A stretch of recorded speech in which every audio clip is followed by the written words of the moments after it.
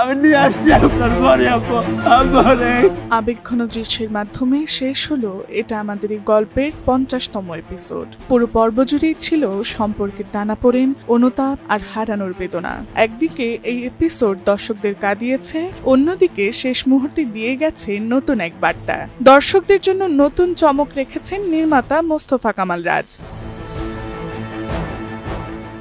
পর্দায় আসছে মোস্তফা কামাল রাজ পরিচালিত নতুন পারিবারিক ধারাবাহিক ফিরে আসার গল্প।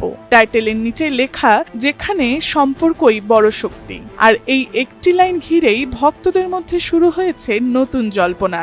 অনেকেই মনে করছেন এটা আমাদেরই গল্প এর দ্বিতীয় সিজনের ইঙ্গিত, কারণ 50তম পর্বে ফাহাদ ও সায়রা দুজনেই ফিরে এসেছে। মৃত্যুর আগে ফাহাদের বাবা তাকে ক্ষমা করে যেতে বললেও মা আঞ্জুমান এই মৃত্যুর জন্য ফাহাদকেই দায়ী করেছেন, যার ফলে এই সিরিজকে ঘিরে জল্পনা আরো ঘনীভূত হচ্ছে।